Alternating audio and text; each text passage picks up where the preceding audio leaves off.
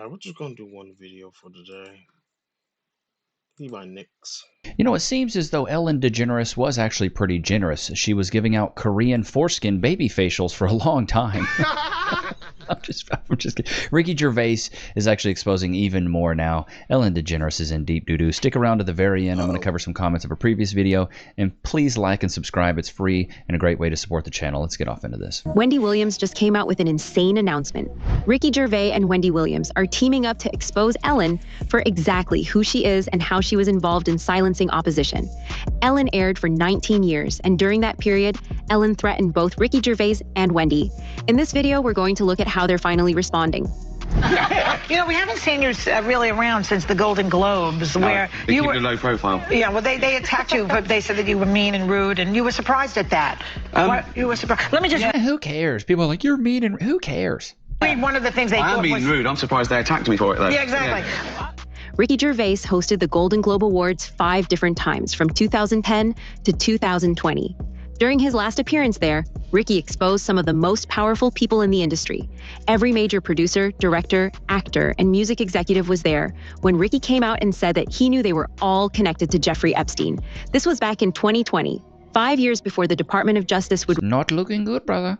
reveal any information regarding the case. But still, Ricky Gervais knew. Maybe a little bit of jerky.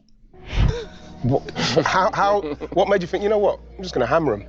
I don't care what the... Well, I thought, when they said, do you want to host the Golden Globes, all that stuff I said in the show was true. I said, I'm going to write my own jokes. Right? And I thought, who do I pander to? The 200 richest people in the room, or the 200 million people watching at home who aren't winning awards, who aren't millionaires? And it was a no-brainer. I was doing it for them, you know, and I didn't want to, it wasn't set out to hurt their feelings, but it was, if you're going to make it a spectator sport, then you better have something. There better be something in it for the people at home. And it wasn't the first time Ricky had gone after these criminals either. During one of his stand-up specials, Ricky even went after the BBC, one of the biggest sponsors of these award shows. As much as Hollywood tries to ignore it, it is a fact A lot of women try to go after BBCs as well. that some of the most powerful people in the industry are horrifying monsters that prey on children. Ricky just connected the dots. The pedo hunter shows, on the other hand, there's usually a company in the crew just in case. You know what I mean? Particularly if it's a BBC production. Oh, shut up. And it's not like Ricky wasn't scared either. He knew what doing that would mean for his career, but unlike all the other celebrities in that room that day, he didn't care. He knew that calling out these predators was more important than any award he could get. At the time, no one really believed him and just sort of laughed it off. But you can see it in the faces of the people that Ricky was naming. They weren't smiling. Some of the riskiest comedy of your career has been delivered live to millions of people around the world, and a room full of some of the world's most famous film stars and directors and producers, when you were hosting 5 Golden Globe ceremonies between 2010 and 2020, I think. Yeah. Did you set out each time primarily to, puncture the pomposity of that world of celebrity and to expose some of the absurdities and what you saw as the hypocrisies of Hollywood? Yes, and that got more honed and more targeted and more important and more liberating as I went along. Do I bite the hand that feeds me? Well, the answer is yes. Because who am I doing it for? Am I doing it for the 200 egos in the room, the most privileged people on the planet? Or am I doing it for the 200 million people around the world watching who aren't winning a Golden Globe, who aren't multi-millionaires? Of course I'm doing it for them. I'm the fat bloke on the couch eating potato chips watching this. And I played that card. I shouldn't be there. I purposely played the outsider. I walked out with a beer. I walked out, I didn't look like them. I didn't act like them. I didn't think like them. The truth is, I do know some of them. I have got things in common with some of them. I'm an actor, I'm an entertainer. I was there as a comedian. And I think that, again, particularly in British comedy, a stand-up is a court jester. We're down with the peasants, laughing at the king. You've got to be in the mud with them. It's so true. Like, I feel like the part of being somebody who is funny, having some comedic nature, or, I feel like you guys watch to be entertained, is I'm just a regular dude, and I think that's why we relate. And once you lose that sense of I'm a regular guy, that's a big problem. And also, once you lose the sense of you haven't downloaded Free Cash yet, you can actually just scan this QR code, click the link in the description, you can get $10. You can cash out when it's $20. I got a guy in the Discord who's made over $2,000. soon as you get to $20, you can cash it out. Don't say I've never done anything for you guys. Let's get back to it. He is famous for making offensive jokes, but the second he actually named Jeffrey Epstein and the people he was connected to, the room fell silent. After this, Ricky was banned from ever performing at the Golden Globes again and hasn't been invited since then. The release of the Epstein files 5 years after the show proved that everything Ricky Gervais had said that night was true. Flight logs and emails released by the Department of Justice showed that almost all of the major studios and production houses were involved with Jeffrey Epstein. In some of these studios, Epstein would present himself as a recruiter and ask the models and child stars to come audition for him on his private island in Little St. James. Sicko, dude. Another name that was never afraid of speaking out and saying what's right is Wendy Williams, and she has actually been forced into a conservatorship due to what she said. When Ellen first announced that she was shutting down her show, every celebrity treated the news like the end of the world. The only one who stood up for the employees that Ellen was accused of abusing was Wendy Williams, and she said that Ellen had a dark side that the industry was trying to hide. And here's the thing. I'm glad that you thanked your Ellen fans, or whatever you call your nation, but 19 years on TV doesn't change your life. It exposes Bro, she looks like an evil high elf.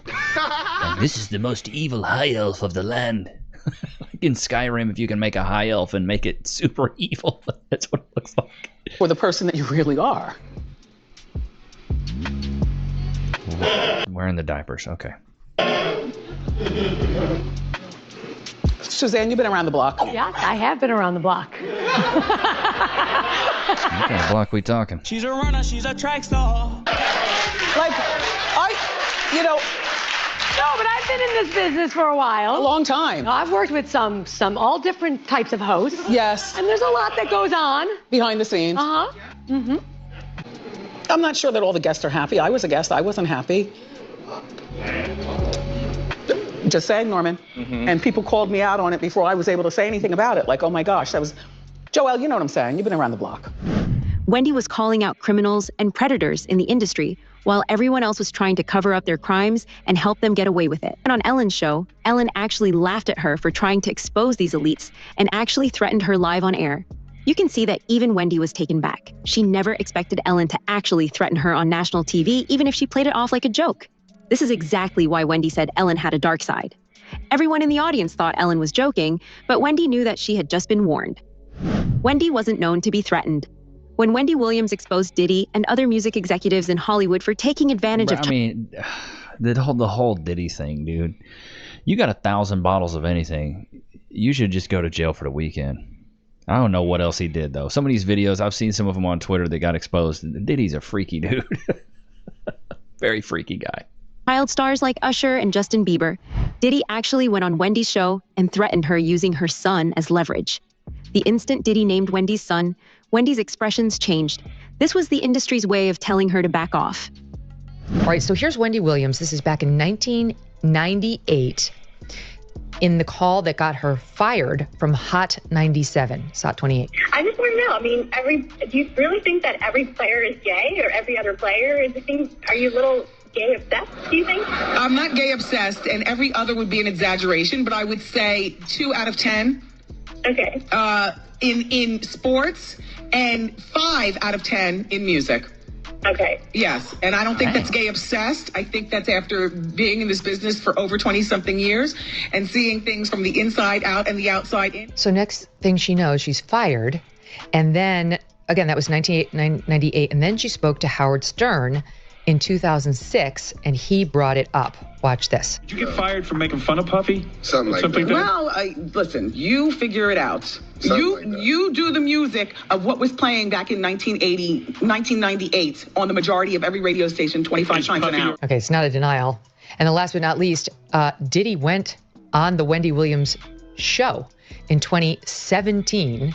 So now we're, many years after her firing, almost 20 years after her firing because of that comment. And he makes some comment about her son. Watch this. As the mother of a now 16-year-old. Mm-hmm. Who I met backstage, he did? He's a great young man. Oh, thank you. Yes. You represent a lot. You can see how awkward she is as soon as she hears they She's met. Like, God, why did you have to meet my son? Ain't nobody wanting Diddy to meet their kid. And he's now got a visual on the son. And I would submit to you, Wendy Williams was concerned to hear that the two of them had an exchange backstage. Yeah. Well, I think that clip is Diddy the type to be like, let me take you shopping, daddy. So weird. I've been seeing that. Let's go shopping, daddy. If another grown man is calling you daddy, watch your butthole.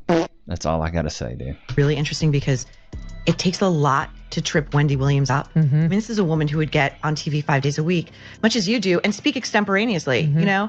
And this is her world. She's been in it forever. And Sean Combs, you can tell my opinion, that she's taking that as a not so thinly veiled threat. Wendy Williams was the face of talk shows. For years, she dominated daytime television because of her personality. Isn't she in bad health now, though? Her unfiltered commentary, and her willingness to say the things other hosts wouldn't. At the height of her success on The Wendy Williams Show, celebrities feared her Hot Topics segment because nothing was off limits. But in recent years, Wendy is being forced to stay silent, shoved into a mental health facility, being force-fed drugs, just because she decided to expose the industry for what it really was. A horrible person to me. You know what I'm saying? You know, it's the way he moves with other people. You know what I'm saying? And what's going on with these other people at my apartment in Miami? What are you doing? Oh, you spent on what? And what is going on at Wells Fargo? The terms of Wendy's guardianship seem to be extreme. I've spoke to her several months ago, and she just sounds like the same Wendy. Yes, is she quirky? Sure. Is she eccentric? Sure. She always has been. And now a new revelation. Her team says a new medical evaluation ordered by Wendy's court-appointed legal team finding she does not have frontotemporal dementia. She does not have frontal lobar dementia. So that should be game, set, match. That's what Hollywood tries to do, though. They try to make you look crazy. I mean, I'm gonna keep it at that, though. Like, just that face right there, she looks like one of them lizards that pop the eyes out. You know what I mean? This is a crazy look. Wendy was one of the first people to speak out against the use of young boys in the music world and how parents were leaving their children with known predators just to be able to make some money. Like, everyone knew what kind of person Diddy was, even before news of him being a criminal came out. Why would diddler any parent give custody of their child to him? According to Wendy, the parents were always in on it. You know, what's worse? You know, hip hop wearing skirts or hip hop being closeted and having a plethora of kids to prove manhood that, you know, and denial of something that you shouldn't have to deny, which is your sexuality. So I hear what Jamar is saying, but we come from a very homosexual era of hip hop as well. There was a radio personality once upon a time. Her name was Wendy Williams, and she was practically burned at the stake for talking about such, and now it's all come full circle. There were many situations, none of which to talk about, but there were many situations back in the day in my career, and it's all coming full circle now. So, do you think now with people like Frank Ocean coming out of the closet, even though he's not exactly a rapper, but he definitely overlaps into the rap community? Do you think that we're gonna have a time where it's cool to be a gay rapper? No, not when they promote violence, drugs, no. I don't know. When the Epstein files came out, the same people who once controlled the industry had no choice but to run away. Ellen herself is in the UK right now and plans to never come back. Other celebrities are also gearing up to leave. These people aren't doing it willingly. They know that they need to get out before the lawsuits start dropping. Talking about lawsuits, there are over 100 different lawsuits from different victims against Diddy. It's like everything Wendy said is being proven true. Growing fallout over the latest release of the Epstein files, Hollywood mogul Casey Wasserman is selling his sports marketing and talent agency after his suggestive emails with Epstein associate Ghislaine Maxwell were revealed. Here's ABC's investigative reporter, Olivia Rubin. Tonight, outrage over the Epstein files forcing a Hollywood heavyweight talent agent Casey Wasserman to sell his namesake firm following the release of his suggestive emails with longtime Epstein associate Ghislaine Maxwell. In a note to employees, Wasserman writing he had become a distraction for the agency, which represents thousands of celebrities, performers, and athletes. He revealed the sell-off is already underway, following the departure of Grammy Award-winning singer Chappell Roan and soccer legend Abby Wambach. Among those new soccer legend? Ain't nobody know who that is. Newly released messages, Wasserman, who flew on Epstein's plane in 2002 for a Clinton Foundation-led humanitarian delegation, writing to Maxwell in March 2003. I think of you all the time, so what do I have to do to see you in a tight leather outfit? Maxwell responding in April, offering to give him a massage that can, quote, drive a man wild.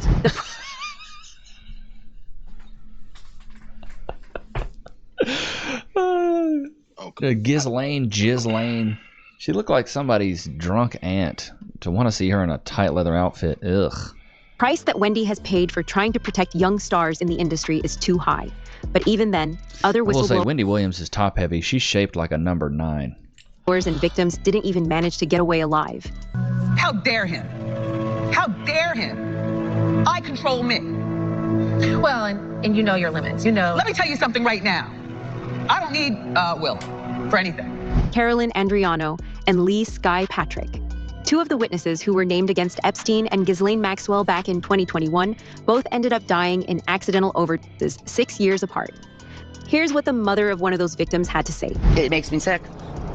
Literally turns my stomach. That's Dorothy Granard's Feeling, whose daughter, Carolyn, was recluded by Epstein when she was only 14 years old. Oh. According to her mother, the unimaginable acts that she lived in Epstein's mansion haunted her for years. A wreck. Because she would disappear out of shame.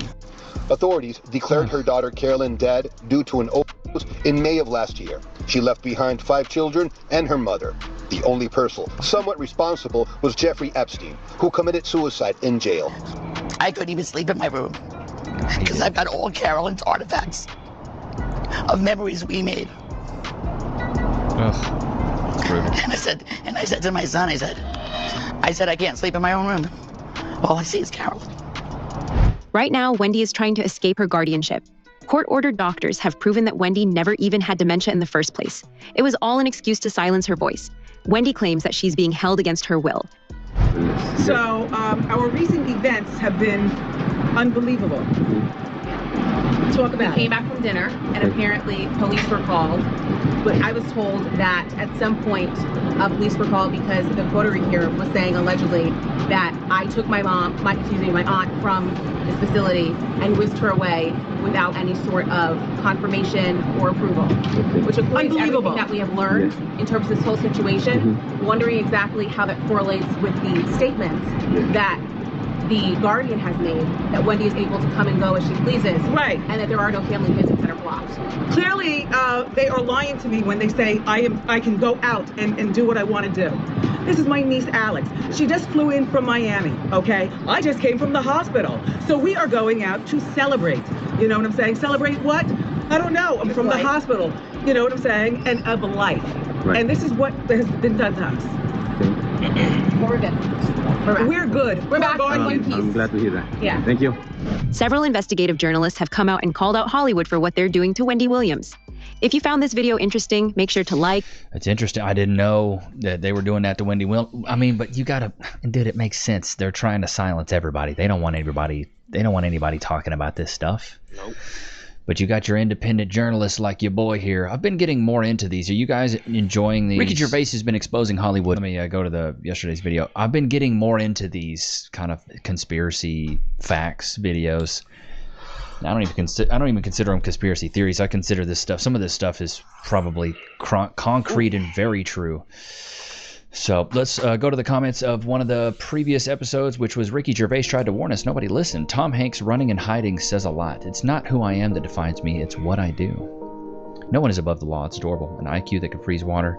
3 brain cells fighting for second place. I agree with you, Levi. I don't get why Zendaya's in every big Hollywood movie. She has one expression. Geez, my cat has 2 expressions. Everyone laughed at Ricky Gervais. I mean, that is a good thing.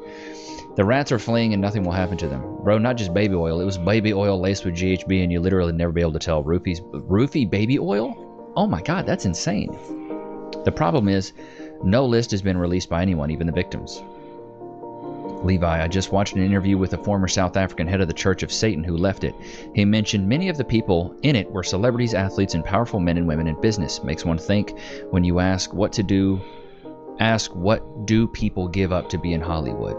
I think it's a big sacrifice to be in Hollywood. Put a 1 in the chat if you agree. I think you have to either sacrifice something you love or sacrifice some part of yourself. Whether it's sacrifice a family member, sacrifice your next born child, something. It's got to be something that's really worth it to you. So they can see that you're that you have the loyalty and that you've given something up so they can give you what you want in return. Zendaya's been in show business since she was a toddler. Kevin Hart literally came out of nowhere. I was always wondered about him. Kevin Hart is where Cat Williams should be, in my opinion. I think Cat Williams is effortlessly funny, and I'm so sick of, there's two people I'm sick of in Hollywood. Dwayne The Rock Johnson and Kevin Hart. And I used to be a Dwayne Johnson fan. I used to watch wrestling, and I thought he was awesome. And do you smell LLL with The Rock? I thought he was cool. He does too many movies. Same thing with Kevin Hart. Does too many movies. You start doing, like, there's a new movie on Netflix with him called 72 Hours. And I'm like, I won't watch it. He came out with another movie recently. I won't watch. I just won't. I refuse to watch any of his new movies because it's just going to be the same regurgitated crap that he does in every movie. Same thing with Dwayne The Rock Johnson. He wears the same clothes. He's done Jumanji, or what is it? He's done Jurassic Park or Jumanji freaking 10 times. Silver Bros, a reset is coming. How about Oprah? Every single one of them, every single time. The best laughs or best jokes of all time have the hardest truth. Can you imagine selling your soul to the devil to be inside of one of the man's circles? Kiss. Keep it silly simple. No need to change it. If it ain't broken, don't change it. No, Levi, my boy, you are not important enough. I love Gervais's joke about film being so long that Leo DiCaprio's date was too old for him at the end of the movie. People like Levi because of his personality. Thank you. Dang, Eva Mendes, rip, had a crush on her for 20 years. Lokes and Levi never did anything for us. Plain and simple, I see that folks are into a channel because they grow to become personally caring of you. I like that. Yes, make a day in the life of Levi, see how it goes. Always good to experiment with new things. Hollywood is dead, thankfully. Jared Leto, he's also another guy that the last movie I liked him in was maybe Dallas Buyers Club, but he was playing a woman in that. He was good in Fight Club as well. Thank you for broadcasting this, and may you continue. Our country's going to be crap being led by criminals. You have to sell a piece of yourself. Yep. I'm telling you, bro. I love your content. Just a pleasure to watch. Feels like we're just hanging out with you and shooting the breeze. I wouldn't mind seeing a day in the life. Maybe try it once and see how many views you get. I guess it doesn't hurt to try it, though, right, bro? Yeah. Dude, I appreciate you guys. You guys, like, really listen. And, like, this is why I've made this segment, like, going over the comments, a part of like everyday show, because you guys really listen and you comment some good stuff. There's no way Diddy parties weren't connected. Agree to be in such movies, you're going to pay with it with your soul. Levi, thanks for your hard work putting these videos up. I watch every new one. I watch every new one you put up. Much respect your dedication, bro. Of course, I do it for you guys, man. I'd watch a vlog, especially if you go over your setup and play catch with Loki again in the backyard. I'm sure that I gain more brain cells the more I watch the show you make. I love it. That baby oil infused with GHB. Oh my God, I did not know that. Tom Hanks? You should go back and watch a roast from the 70s. Everyone roasted each other. No one called each other racist. Red Fox, Dean Martin, Sammy Davis Jr., Richard Pryor, Don Rickles. God, I love Don Rickles. I dislike the Oprah from the get. Are you saying that big time riches in the Soul Stone? I mean, I guess. Levi, always keep your life private. You have a beautiful daughter, beautiful wife. My friend, keep that to yourself. The public does not need to get in your business that way. What's the reply? People don't realize Hollywood is being decommissioned. YouTube replaced Hollywood years ago. This is the kind of thing they want. Trade your privacy for resources and attention. No talent required. Hollywood's downfall is not only a distraction, it offers the masses some catharsis. Like the big bad is being defeated by good. YouTube is the new Hollywood, only far worse. I think YouTube is the new Hollywood. I think guys would rather watch a YouTube video and kick it with me than watch a new movie they're disconnected from. Pretty much. Actors these days are made. It's not about talent anymore. I agree with that. Anyone can see the Epstein Files. He was pro-Islam. Ryan Gosling was just cast as the new Ghost Rider. He's not running from anything. He wouldn't fake a high-profile acting role like that. The notice continues. Jay-Z's the worst. Bet Tom Hanks' codename is file is Big Woody. Levi, it's not as funny as when you say it's 3 brain cells fighting for second place. The joke would slap so much harder if it were 3 brain cells fighting for 4th place. It's a good one. I might have to steal that. You're wrong, Levi. They get rich and famous because we are idiots. All we care for is fast entertainment. Producers sell it. We buy it. Remember, Idiocracy, good movie. It is us already. Personally, Levi, I watch you every day because the topics are great, especially with your twist of humor. But the main reason is because you remind me of me.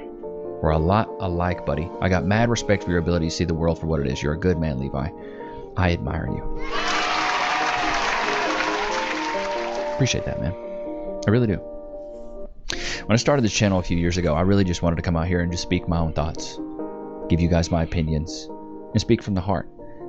And The brutal roast that I do, this is a part of me. This is every day. This is, if you really get to know me and you become my friend and you're in my circle, I would rip on you. The buddies that I play Call of Duty with, I absolutely destroy them every day. Every day that we play. It's in my blood, it's in my bones, it's who I've been since I was a kid. Maybe it's from a place of trauma, though. They always say people that have had bad upbringings, that were raised in toxic environments, have this protective shell over themselves where they develop a sense of humor. Kind of like Jim Carrey. You have a rough life growing up, therefore you have to make light of it. I'll tell you guys something. Remember growing up, my mom and dad would fight. Things would get really loud. I remember crying. But I remember going to the bathroom, looking at myself in the mirror crying, and forcing myself to just start laughing. To fake the emotion of feeling good. To fake the emotion of saying it's okay. And then going back to crying. It was something that nobody told me to do. It's just something that I did. I didn't really know why I did it. But I did it. And I kept up with that sense of humor growing up. And always made light of everything. And until maybe the past 5 years, that I start really analyzing my emotions and looking at my life and going, why am I the way I am? Not to say that I'm bad in any way, or not to say that I'm perfect in any way or great in any way. I am who I am. And I have a sick sense of humor sometimes. And I say some foul things. And I'm very opinionated. And I'm also a guy that likes to poke the bear. I like to agitate. I like to stir up controversy. It's in my blood. I love it. I like to argue with people. I like to debate. It's just a thing I do. I don't know why. It's who I am. And so starting this channel has allowed me to be that 110% and share it with you guys. I had a buddy tell me something a couple years ago when I showed him the channel and showed him how well I was doing. And he goes, man, it is so awesome that the guy that I've grown to love and appreciate, which is Levi, he's like, it's so awesome that other people are realizing how awesome you are and sharing that with you. And he's like, you've built a career almost essentially from just being who you are. And he's like, dude, that is so awesome. He's like, I'm envious of that. I wish I could do that. But all the reasons I like you is probably all the reasons these other people like you that watch your show.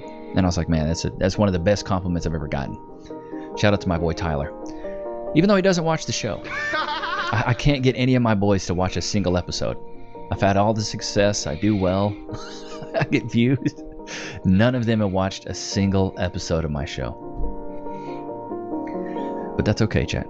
Because they're still my homies. And it is what it is. I say this to say, don't expect the people close to you to always support what you do. Even though my buddy, he says it's great that you have this channel. He's never watched an episode and probably never will. So if you're working on something, you're trying to build a channel, you're trying to build a business, don't ask the people directly around you to support. Start doing your thing, and the people that want to support you will find you. Just like you guys found me. That's my word of the day right there. Loki, free. True. Sit. Shake. Very, very true. Wait. Free. Go to your place. But I hope you guys enjoyed today's episode. Don't forget to like, comment, subscribe. It's always good to have you guys out, man. Until next time. Peace.